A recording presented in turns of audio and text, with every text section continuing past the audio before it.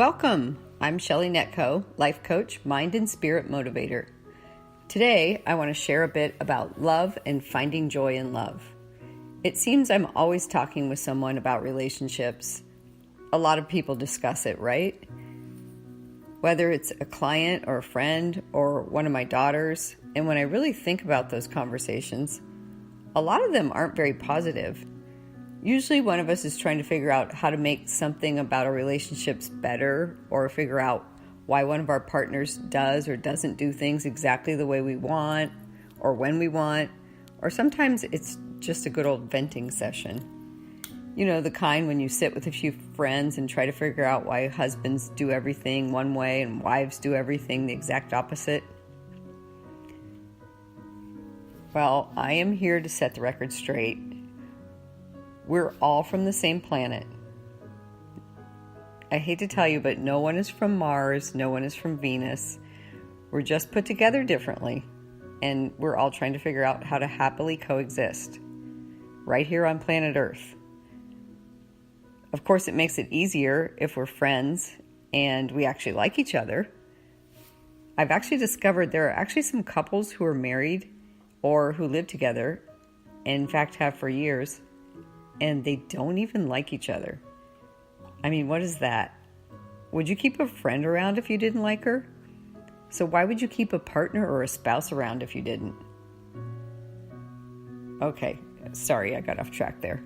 I mean, it just blows my mind when I think about it. So let's take a step back. What seems to be happening as I look around is that there's a generation of young marrieds getting so caught up in pinspiration of weddings and the whole culture of planning weddings that they're 1000% about being a bride and groom, but very few have put any pre-planning, counseling, or compatibility prep sessions into what it means to being a wife and husband. First off, let me say I'm not speaking about every couple that's getting married, but there's definitely been a shift. Being a bride and groom is glamorous and fun, it's energizing and exciting. You're the center of attention, and it's all about you. You get presents and everything. And then you top it off with a honeymoon? Come on. Sign me up. And then there's the reality of being a husband and a wife. Not so glamorous, is it? I mean, if you are one, you can speak from a vantage point of being one. After the honeymoon's over, there's a settling in of the day-to-day monotony, going to work, groceries, raising kids, paying bills, working out schedules, running to the doctor and practices, trying to squeeze in a vacation. There's nothing like the honeymoon. Some days you might find yourself saying, "Where is the love?" Well, if you pause, it's all around you. Where lots of people mess up from the get-go is in thinking the romance is love, or the candlelit dinner is love, or the sweet, unexpected, lavish gift is love. Well, you know what? They are. Yep, they sure are. But you know what else is love? Love is folding the laundry and taking out the trash. And it's picking up the kids after a sleepover and cleaning out the garage. Love is going to a business dinner to show support when you would rather stay home and take a bubble bath.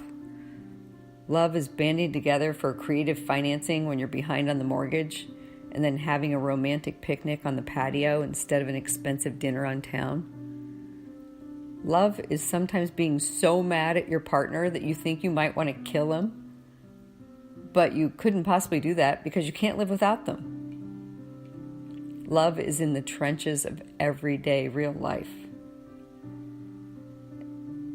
So if I had a few tips or tricks to share to help you continue to find joy in your love, let's see, out of the hundreds that come to mind, I would say it's really important to not take yourself too seriously. Because the minute someone starts to do that, they start to become defensive. And once someone becomes defensive in a relationship, it's hard to find a place to make a U-turn. And then I would say, always make time for each other.